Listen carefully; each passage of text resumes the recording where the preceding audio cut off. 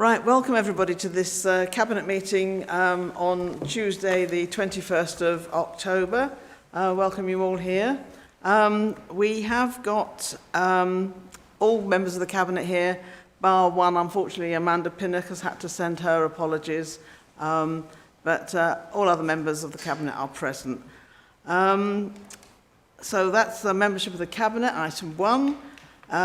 Minutes of the previous meeting, are those approved? Thank you. Can I just see a show of hands? Thank you very much. Those are approved. Any declarations of interest? Any members, Cabinet members here need to make a declaration of interest? If so, obviously let the clerk know, but I think probably there are none. Admission of the public. All the items are to be held in public. And therefore, we're now on to item 5, which is deputations and petitions, and I believe we have one petition. Yeah, and we have Isabel here to present that. Thank you. So, you want this one?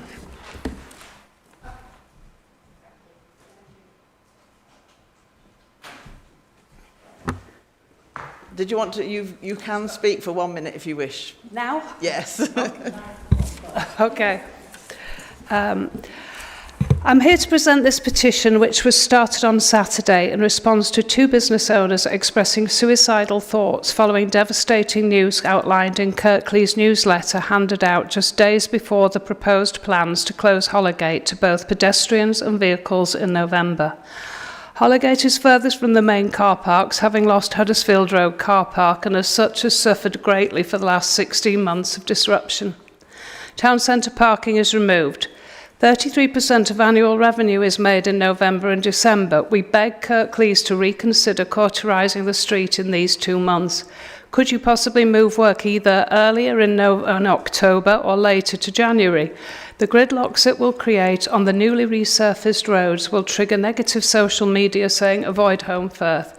It will push businesses and residents over the brink. We planned around your advice 72 weeks of works, a maximum of 9 days closure and pedestrian access throughout. Now we all face massive debt and loss of custom due to this closure. That is 1 minute, Isabel. Thank you. I wouldn't know. I mean, normally I will just pass that to the Cabinet member responsible for that petition, which will be Councillor Crook here. But I will just ask him to respond, because you did raise a very important issue there about 2 holders, shop holders threatening suicide, which sounds appalling. So I will just ask Moses to say very briefly something about that. Okay, thank you, Leader. So thank you, Isabel, for coming in and presenting your petition, which we will obviously take note of and read very carefully.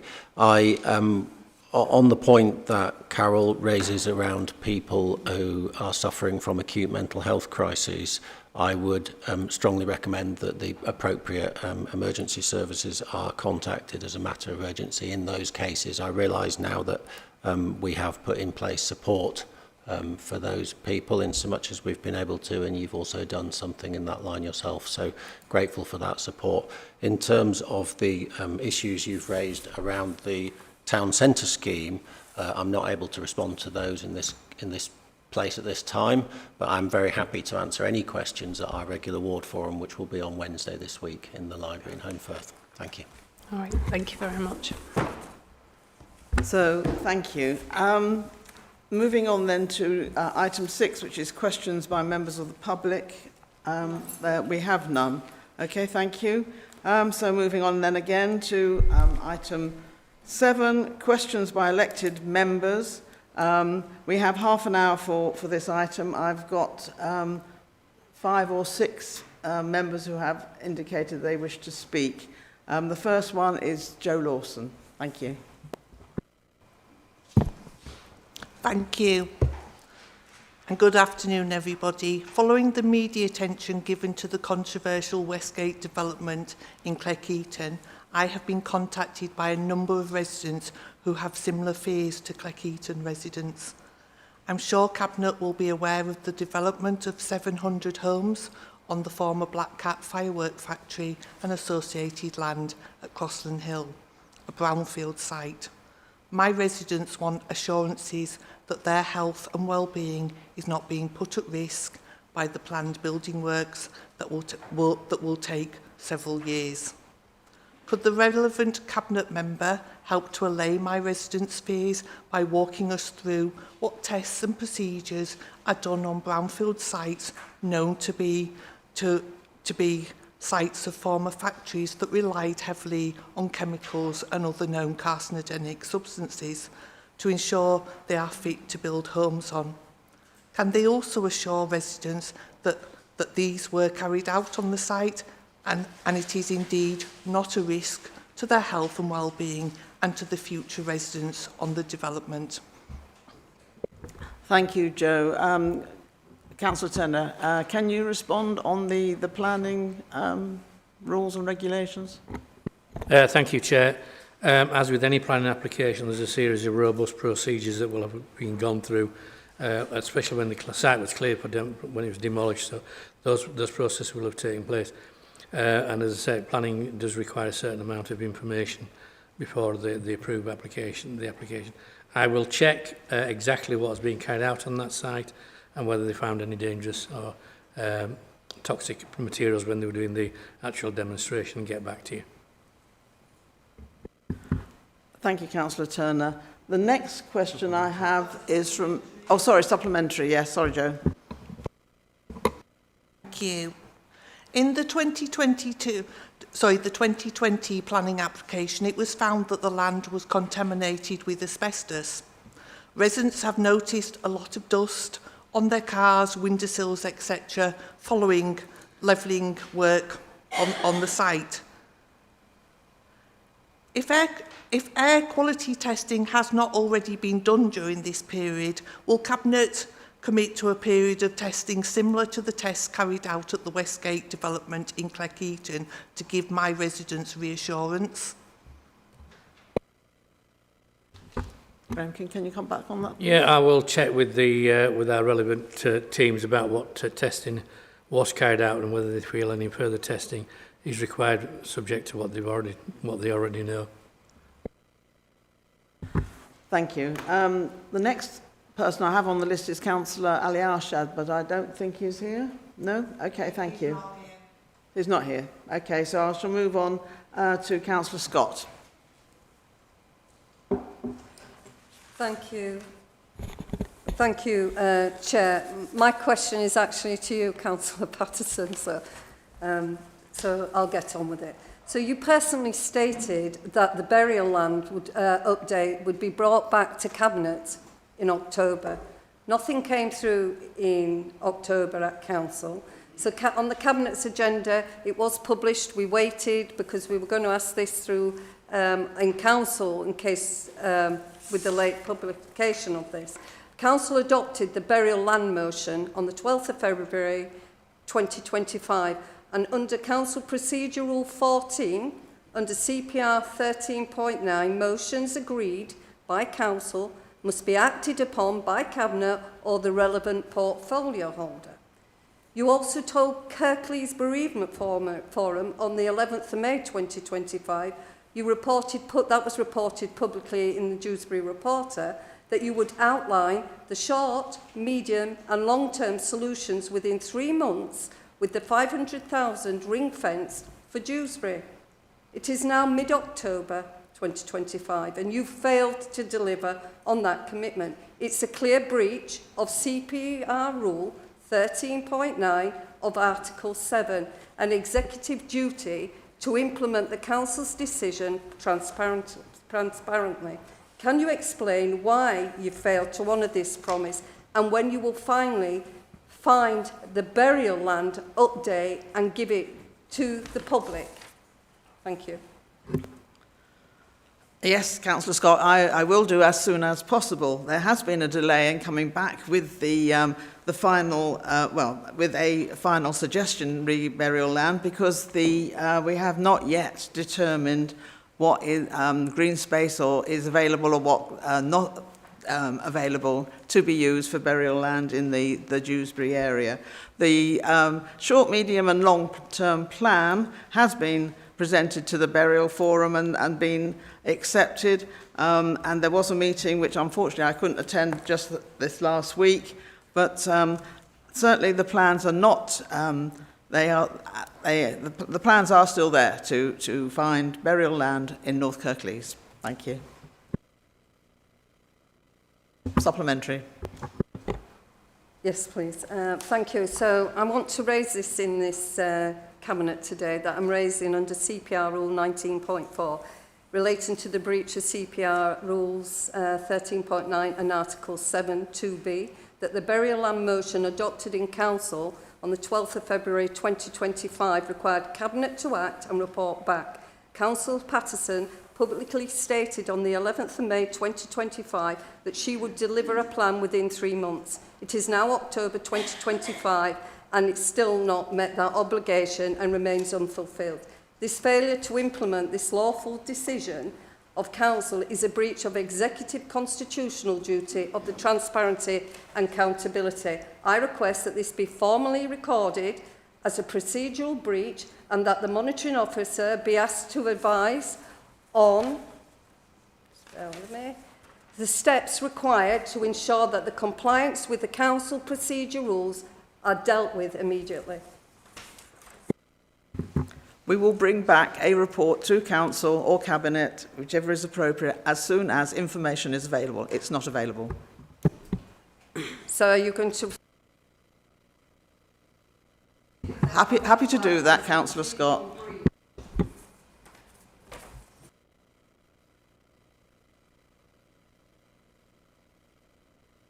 Moving on to the next councillor's question, it's Councillor Alex Vickers. Thank you. Good afternoon, everyone. Following on from Councillor Lawson's concerns regarding the former Black Cat development site, the Phase 1 and Phase 2 Geo-Environmental Site Assessment states on page 4, this assessment has identified the presence of elevated heavy metals, polycyclic aromatic hydrocarbons, asbestos and total petroleum hydrocarbon C16 and C21. It then states further chemical validation samples will be required. Please could the Council confirm that these samples have been carried out, this testing, has been carried out and that the samples have been received by planning? Councillor Turner, can you respond, please? No, I can't, because obviously that's a technical thing for planning. I will check if they haven't been carried out. Given it's part of the planning application, they will have to be carried out before any work's carried out on site. Supplementary, Councillor Vickers. There is actually work being carried out on the site currently. They're levelling the site. We were up there earlier today. In order to reassure residents, would the Council commit to ongoing testing on this site? Councillor Turner. As I said, I will have a word with planning and see our relative health experts and have a conversation about what is required going forward.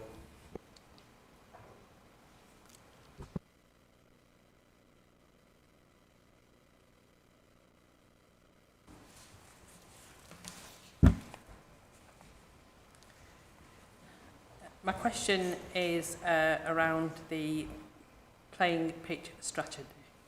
So Kirklees Council's own playing pitch strategy, the report dated January 2025, lists Sands Lane, Dewsbury as an established cricket ground and notes that the Council will work with the national governing bodies to explore the greatest potential at these sites.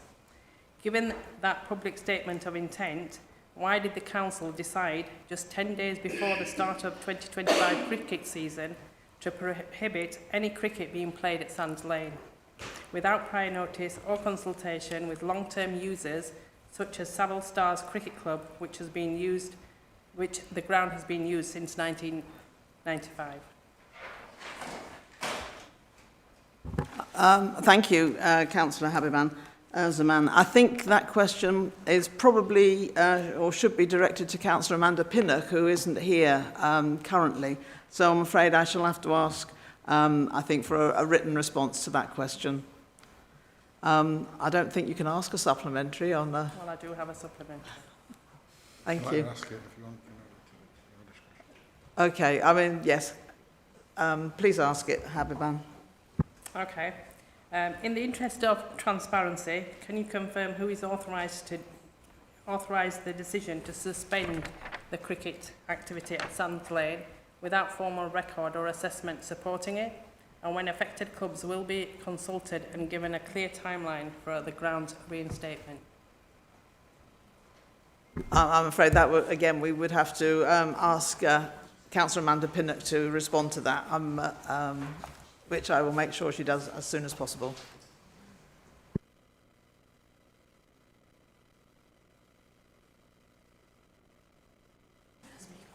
Oh, sorry, Hanifa Darwin, next question. I'm going to speak on the item. So, you're not asking a question now? No. You want? Okay, fine, thank you. Okay. I don't know which item it is you want to speak on, Hanifa, but we're not there yet. Okay, well, that is the end of the member questions, elected members' questions, and we will move on to item 8, which is increasing physical activity in North Kirklees. And I will present this report. I am really happy and indeed excited even to be able to present this report to Cabinet today and to recommend its approval. When I became leader last July, I promised that whilst the Dewsbury Sports Centre would remain closed for the foreseeable future, that I would look for ways to at least, as a minimum, to improve the health and well-being of Dewsbury residents, and that we would do that whilst we were looking for a solution to the lack of a sports centre in Dewsbury. We recognise that despite the existence of the sports centre in Dewsbury, that the health and well-being of Dewsbury residents was below the Kirklees average, and we needed to understand the reasons for this before moving on with any plans to reopen or provide future leisure facilities in North Kirklees. There was no money in that financial year's budget to repair the social sports centre, so it gave us an opportunity to undertake a wide public consultation on this, and we commissioned Bright Sparks to do this on our behalf. That consultation took place over the summer this year, and we have the results of that presented in this report. The full survey is there with all the information as to who was consulted and what the results were. The survey, as you might have expected, clearly stated that residents would wish to see a swimming pool in Dewsbury, but they also wanted to have somewhere that provided a safe and accessible facility, as well as somewhere to socialise with friends and family. So the recommendations here today, as a result of that survey undertaken by Bright Sparks, to understand the barriers to physical activity are that obviously that we note that the main finding is that residents and the community would wish to see a new sports centre, a leisure facility, which did provide a swimming pool, but which also provided a safe and welcoming space and opportunities for social connections as well. And therefore, the Cabinet agrees to take the next steps towards developing a sport and leisure facility.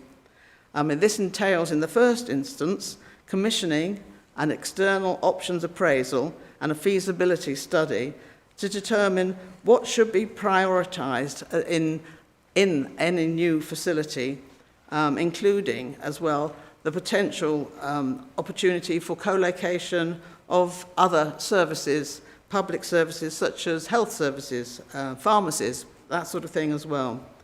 We also need to look for potential site options, obviously, which would include the existing Dewsbury Sports Centre and the viability of those options to be delivered within a new capital budget, which would be additional, I would hasten to add, to the existing capital plan.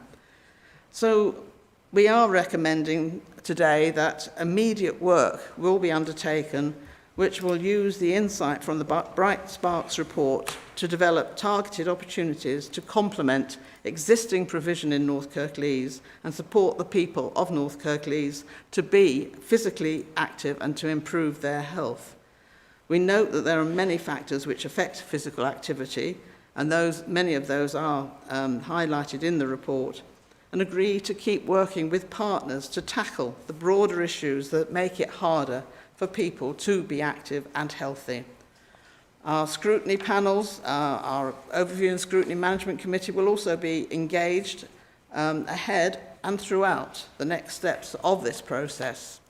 And finally, we do need to authorise the Service Director for Legal Governance and Commissioning to execute any documents or instruments in relation to the recommendations in this report, which is the commissioning of that further work on a feasibility and options study. Can I here assure members and the public that this Labour Cabinet will include these recommendations and the necessary funding in our budget proposals later this year? It is extremely close to something that we really, really want to see happen, and we will want to put that in the budget, and we do hope that all members of Council will support that budget, and that element of the budget will be approved. If this report is approved here today, we will not be waiting for that budget. We will be getting on with that, as I already said, that feasibility and options appraisal as soon as we can, to ensure that we do actually provide a facility, a new leisure facility in North Kirklees as soon as possible. So we do not need to wait, I hasten to add, for that budget to be agreed, though obviously in the long run it does need to be. So I just want to reiterate again that we're excited and pleased to be able to be making headway on this project for the benefit of residents of Dewsbury and North Kirklees. Can I have a seconder for that, please? Chair, second, reserve the right. Thank you. Members, can I ask if Moses Crook, would you like to say something? Thank you very much, Leader. So this is a really positive step today towards a new leisure facility to serve the communities in and around Dewsbury and across Kirklees. Ever since that's our leader in this cabinet, took over the administration, we have maintained a firm commitment that we will meet the health needs of these communities following the permanent closure of the old Dewsbury Leisure Centre, and that we would do this by following a responsible and robust process, ensuring that any new investment in provision of facilities will serve our communities and ensure better health outcomes, an outcome that the old Dewsbury Leisure Centre was evidenced as not fulfilling. Through the consultation that has now been carried out, combined with past evidence about participation and overall community health, we now know both what residents want and what is needed to lead to better health outcomes for everyone. The now closed Dewsbury Leisure Centre was not leading to good health outcomes overall. This is not to say it was not leading to better health for just those using it. We do know that compared to other areas of Kirklees and elsewhere, health outcomes remained poor despite the previous offer. We will now be able to start the journey towards a new facility that will not only provide what people want, but also what is needed to ensure as many as possible are able to lead healthier and happier lives. In order to deliver this positive investment, there is a requirement for political will from Cabinet. We, as the Labour administration of Kirklees, are stating and committing that will and ambition here today. To deliver this type of forward-thinking and aspirational provision, it also takes partnership working with council officers. Through the robust and responsible way that we have approached this issue, we have been able to gain that trust and support from officers. The evidence gathered, combined with the evidence we already held, going back many years, has now provided that justification so that officers can also support the significant investment needed to invest with confidence that it will lead to better health outcomes. This is not a situation of decision today, delivery tomorrow. This is a process that must continue to be correctly and responsibly followed through. We are here today as the Labour administration of Kirklees, publicly committing our support to drive that responsible process through to delivery. Today we're committing to the next stage of that process, and our budget proposal, as the leader has outlined, will also contain the financial provision needed to continue towards delivery. I hope that members across the council will see the positive investment and aspiration we have right across Kirklees and add their support. Thank you. Councillor Addy, you wanted to speak. Yes, I just wanted to say how much I welcome, and I'm very pleased to be part of the dedication of this Cabinet to act on the findings, to create a new facility that speaks to the future well-being of our residents, looking forward through a process where we make things right for a future of well-being, with the options appraisal that looks at the details that we'll put into the centre, a feasibility study that speaks to what's possible and where and how we do that, so we can challenge those wider determinants of health. And it's a phrase that's used in council terms, but that means so much more than getting exercise and moving about. It's that feeling safe, linkings into the community with the voluntary sector, accessibility and space to be social. As this report back, as people have spoken to us, they want more than just moving about. They want somewhere where they can get social and enjoy that well-being feeling that addresses so much more than just physical activity. And looking forward and doing all the options appraisals, we can look at what other health and well-being interventions can be brought to bear upon any site of a new facility, so that we're working in a much broader sense, in a wider sense. Whilst it might replace parts of the old sports centre, things that people have asked and highlighted that they want, it will be a new and a different place to give a new and different feeling of well-being and provide those health interventions that people so much need in our Dewsbury and Batley area, and make something that's really special, that speaks to exactly what they want and what they need. I'm very pleased to welcome this. Thank you. Councillor Scott, Cathy Scott, you've got a question, or you wish to make a comment? It'll be a comment if that's okay. So I've read comprehensively about what you've said in the Cabinet report, and I admire what you're saying about what you feel about Dewsbury, but this is how I feel. The Cabinet report repeatedly refers to new sports and leisure facility for Dewsbury and Batley, but it provides no definition of what that actually means.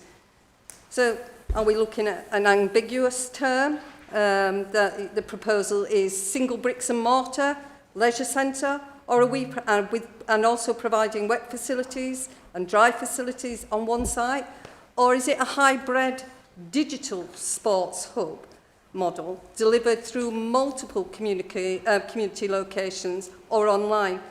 The Cabinet also state that these two models are being pursued, but how was that public consultation taken? That's worrying for me, because you've had your feedback already from Bright Sparks. The engagement demonstrated the overwhelming support for physical sports and leisure buildings, not digital or fragmented offer. That's really worrying. But you're just trying to justify reasons how to use a multi-site or digital model when the consultation findings clearly show that residents want a single, central, fully equipped sports centre for leisure and swimming provision. It also goes on to explicitly ask for other things in that consultation, which has been reported back to you. But then that brings me nicely on to the 100,000 for the feasibility study. Why? You already have the detail and data there from Bright Sparks. What precisely is this £100,000 buying? Is it a plucked out figure? A costed architectural plan for physical buildings, or is it just a concept of a business model for hybrid or a dispersed digital network? And I think people out there have got to understand this is not bricks and mortar. You could be accessing provision all over the place. Why is there no further public money being spent on, more further money being spent on this public consultation? And why are you exploring this at all? You've got your answers. The digital hybrid, it's really important about the components of this. You've referenced it as play space in a community officer. Play space could be anywhere around the community. And you mentioned earlier about your welcoming and this Labour administration are supporting Dewsbury. I really do hope so. But what I can see is you're pushing it further back, and don't say it's in your budget this year, because it isn't. It was in our budget this year, not your budget. And you've misled the public for the past couple of days by saying a new sports facility in Dewsbury, a sports centre. It is not a centre. If you read that report and look at it, the accessibility and how you're going to be doing it is not right. It's not transparent. And that's what this is lacking, transparency. I'm going back to the 100,000. The feasibility study is to be contractual. You can't just put it out there willy-nilly and decide to do that. I think it's a wrong decision, but you're the administration. I accept that's what you're doing. You have the information, you just have to act. It's really bothering me, and I really need you to say today, without predetermining, because you've obviously made your mind up, which scrutiny committee it's actually going to, because that's really worrying about that. I want to go back to Cal, who's going to be managing these hybrid systems. If you remember, Cal was the one that walked away from Dewsbury, not us. Cal walked away. Cal.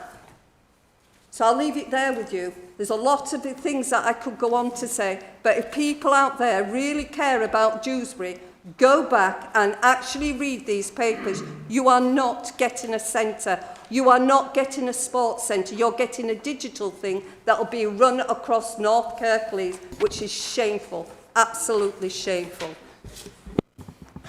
Right, thank you, Cathy. I will now take Hanifa's comments as well, and then I'll respond to both of those.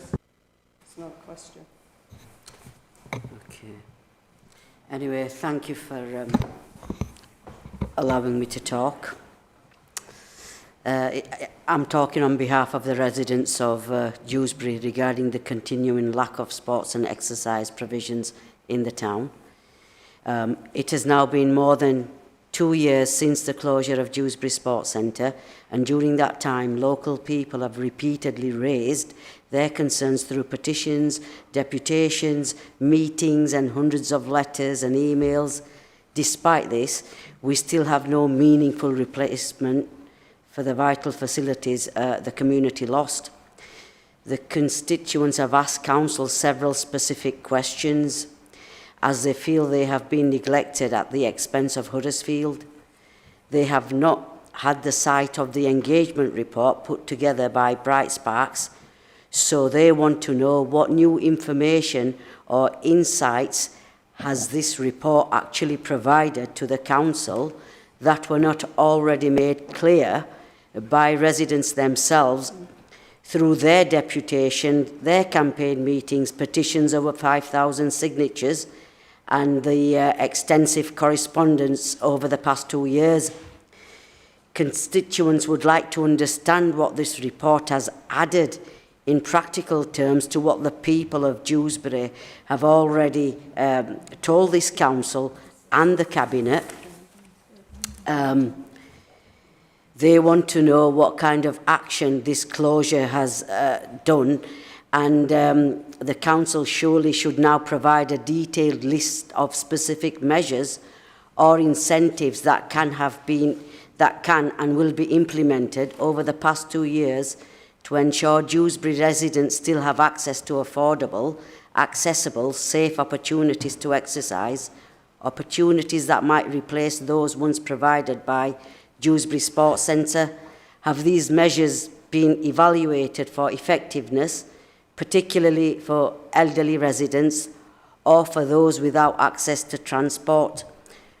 What are the council's concrete immediate plans to deliver exercise and fitness opportunities now here in Dewsbury, not in vague terms of community provisions, but through facilities and programmes directly supported, funded or coordinated by the council? Will the council publish a clear timeline setting out short-term actions within the next 3 to 6 months, medium-term plans within 12 months, and long-term plans beyond that, including any proposals for a new sports centre?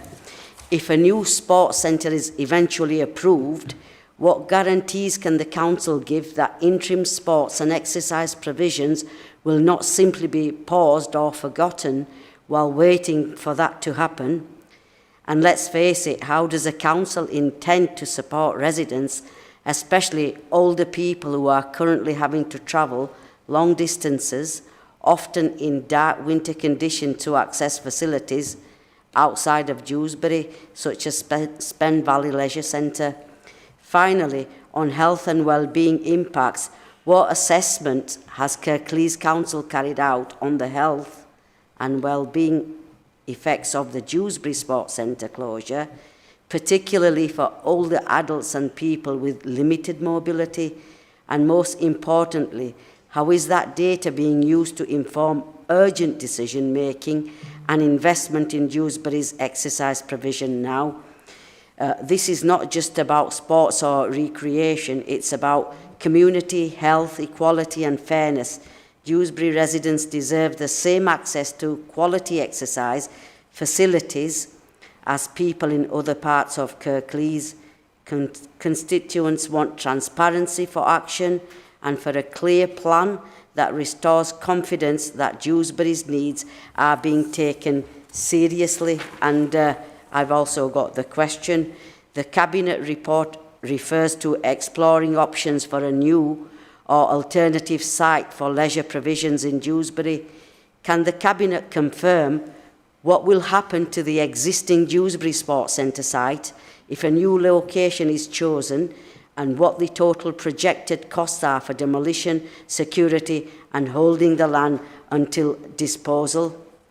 Given the demolition alone was costed at 3.48 million in the November 2024 Cabinet report, how does the Council justify spending millions making the current site safe while committing no funding to actually deliver a new centre for Dewsbury residents? Thank you, Hanifa. That is your 5 minutes. I've got Joe Lawson and then Habiban.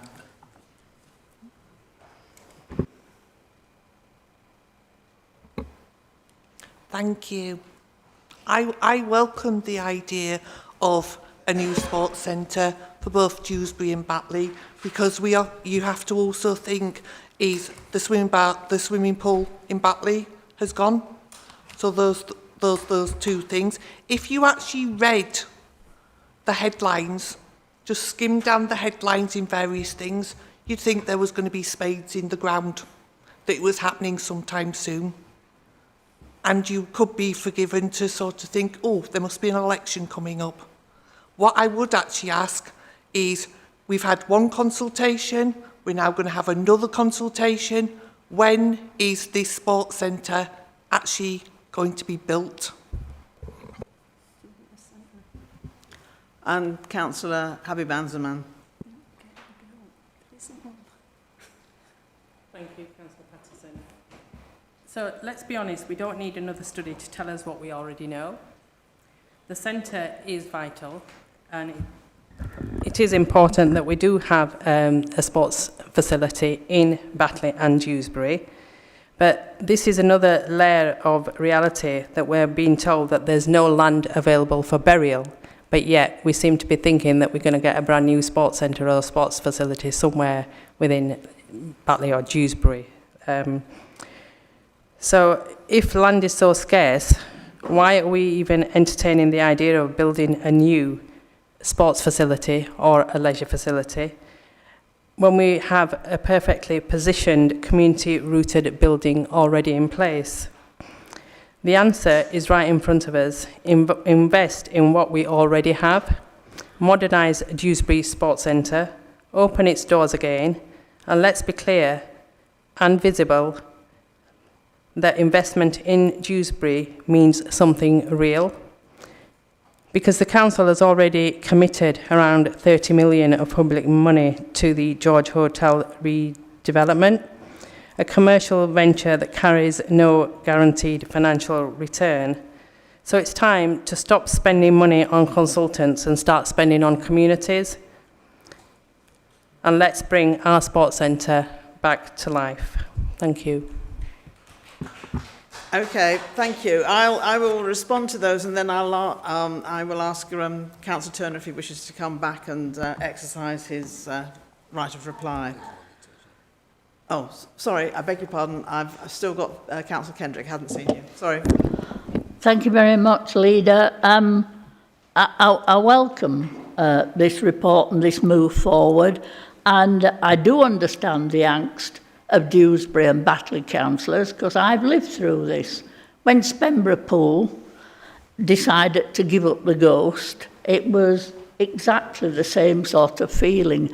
Concern for residents and what they're going to do, concern for schools. And I have to say, Spenborough swimming pool was staggering along and in a poor state, but it wasn't anything like as dangerous as Dewsbury has been found to be. Let's be clear about that. You know, that's really the crux of the matter. For me, I understand perhaps newer councillors not being aware of feasibility studies and options appraisals. I do think Councillor Scott knows. I look back at a cabinet meeting on the 21st of August 2018, which Spenborough Pool was at, where we agreed a detailed options appraisal, feasibility study, a Stage 3 detailed design, because those are the things that are needed in order to produce a new facility. And the facilities feasibility study isn't about going out and asking the public again what it is they want. It's about what's possible, what can we manage to include, asking the experts, architects and so on, what can we get for the money, what facilities can we get that will match up what people have said in these surveys. That's what that's about. And an options appraisal is about identifying sites and the most useful of them.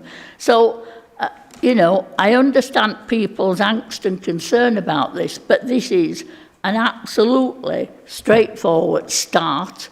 And as the leader said, we aren't waiting until the budget for a final agreement. The work that's needed to get all that preparatory stuff can start now if we agree with this report. So I very much welcome it, Leader. Thank you, Councillor Kendrick. I'm not sure you've left me much left to respond to, but yes, there was no budget put to repair Dewsbury Sports Centre last year or indeed this year. There's been no money to be able to repair it or reopen it since it closed in 23. So let's just make sure that, that one is clear. Of course, everything will be done contractually properly, as it should be. If we go out to consultation again and we use external consultants or commission other people to do this on our behalf, then of course it will all be above board and we will do that properly.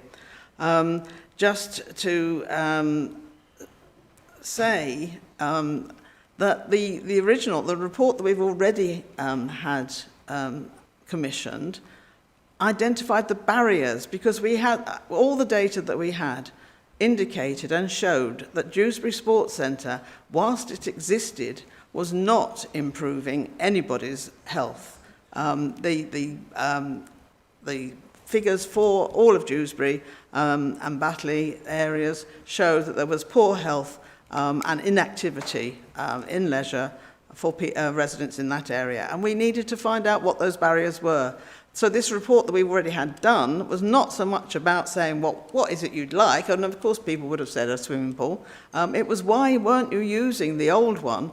Why, and will you use a new one? Though it was the barriers that this existing report looked at. So we've done that preparatory work for that, and we have come to the conclusion that we really must do something to provide better leisure facilities in North Kirklees than already exist or existed to be able to facilitate those health outcomes. And that's what we've got a responsibility for. We have a responsibility for improving health outcomes. That is a statutory responsibility. We haven't got a statutory responsibility.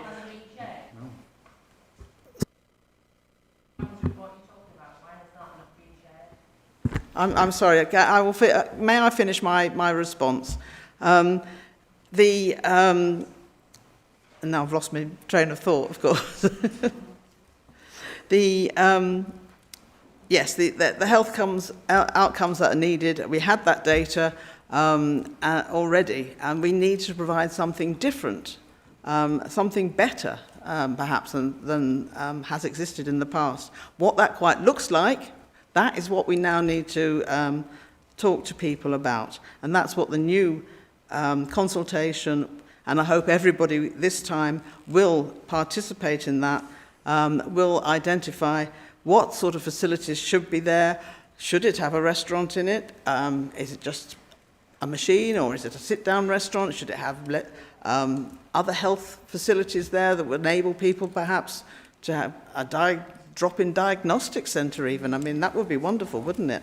But we can think about all that sort of thing that could be there and talk to people about what is feasible and what is possible. And although as it does include that options of site appraisal, that there's Dewsbury Leisure Centre or existing sports centre is not the only site. There are other sites, but they are not in competition with any burial land. I will hasten to add. Burial land and what is needed for burial land is very, very specific. It has to be away from watercourses, it has to be of a particular nature in terms of its soil, etc., etc. You cannot compare looking for a site for a burial ground with looking for a site for a leisure centre. That's completely, that absolute red herring on that. So we do really genuinely want to see better health outcomes and to continue to provide some sort of leisure facility, which is, that's the point I was making. We don't actually have to do that. That isn't one of our statutory responsibilities, but our statutory responsibility is to ensure health outcomes of all the residents of Kirklees. I think the point about which scrutiny, I think it needs to go to Overview and Scrutiny Management Committee if other panels wish to look at it, but we want to ensure that there is full scrutiny, full transparency of this new facility and what it will bring to North Kirklees. So I think that's more or less, I've covered everything. There's just one other item, just something to say that we will, as well as the options appraisal and the feasibility study, we will be working with CAL to see what outreach work can be provided meanwhile. We're not sitting back and just waiting for bricks and mortar. We are going to sit back, we are going to work with CAL to provide some outreach where that will improve people's health. And yes, it will end up with some bricks and mortar somewhere. It's not going to be scattered facilities in different places. It needs to be central, it needs to be accessible. Those are the sorts of barriers that we found that the report has identified for us. So it certainly won't be pop-up things anywhere across North Kirklees. It will be a new leisure facility. So, Councillor Turner, can I ask you to come back if you wish? Thank you, Chair. Yeah, as usual, when you last, there's not much else to say. I hope that people listen to Councillor Kendrick closely, because she described the process, and this is the start of a process. Excuse me. You can't willy-nilly just go through a new facility anyway. It's got to be worked out if it's in the right area, if the land, for instance, is suitable for it. There's a huge amount of work, and I know this from my multi-spend, which was actually slightly different because we had to knock one down to rebuild it. So these things take time. You've got to make sure you get these decisions right. And it does say that under point 7 in the report that there will be a feasibility study, because, as I said, there's a lot more work to come on this. A couple of things I will pick up on. Just for absolute clarity, we have not spent £30 million on the George. There is £30 million in the budget, and as of this moment in time, and that's as of today, we do not yet have planning permission. So there's no £30 million being spent on the George. It is in the budget, but as yet we don't have planning permission. Hopefully we'll get planning permission very shortly, and then we'll start to move forward. But we have not spent £30 million on the George. Councillor Scott, Cal walked away from Dewsbury That's absolutely clearly not the case. It's not the case. I'm not going to get into an argument, but I'll tell you the process. On the Thursday night when we discovered racking there, myself, several senior officers, several very senior officers, sat at a Zoom meeting for about an hour and a half, if not longer, and discussed the implications of finding the rack in the building. We decided, after many long conversations, that the best thing to do at that point in time was to close the building as of the end of business that Thursday. We did discuss whether we should close it immediately, but we decided on balance that given the fact that there will be customers in there, some of those could well be children, that we may create a safeguarding issue. So we decided to, in effect, keep it going until the end of close of business. It was the council and that group of people meeting on the Thursday night from 5:30 onwards that decided to close the sports centre. We then informed, I think actually Carl was involved in those conversations, we actually closed it. Other than that, no, I have nothing else to say. It's all been said. Thank you, Councillor Turner. Well, it has been moved and seconded. So can I see those in favour of the recommendations in this report? Thank you. Thank you. So that is carried. Thank you. Moving on now to item 9, the Inclusion and Diversity Strategy 24-27. This would normally be Councillor Pinnock, but I will present this in her, again in her absence. So I'm pleased to introduce this as it does provide a 12-month update on our inclusion and diversity strategy of 24-27, covering the period from September 24 to September 25. As you all recall, perhaps, the Cabinet approved the strategy last September, setting out our commitments to inclusion with 4 different objectives: understanding and working with our communities, leadership, partnership and organisational commitment, responsive services and customer care, a diverse and engaged workforce. And this strategy is a vital part of how we operate as a council. It ensures we meet our legal duties under the Public Sector Equality Act duty and supports our ambition to be an inclusive and fair employer, and strengthens our role in enabling inclusion across the district through partnership working. Key achievements over the past year, which are included in the report, we've strengthened community engagement through partnerships such as the Tackling Poverty Partnership, where I believe there's been 100 participants in that, and regular meetings with faith leaders, as well as events marking Interfaith Week, Holocaust Memorial Day, and Islamophobia Awareness Month. We've also enhanced accessibility and inclusion with new access guides, changing places, toilets, digital accessibility campaigns, and alongside national recognition for the Real Employment Service, which supports adults with learning disabilities and autism. We've made progress in inclusive education, including the construction of 2 new specialist school facilities, expansion of SEND provision, and successful project search internships for young people with learning disabilities and autism. And finally, ongoing work. There is ongoing work to foster a diverse and engaged workforce with initiatives like our council, culture refresh, employee networks, and targeted apprenticeships for care leavers. So the recommendation today is for Cabinet to note the update, and I welcome any reflections or questions on this. Has anyone any comment they wish to make? No?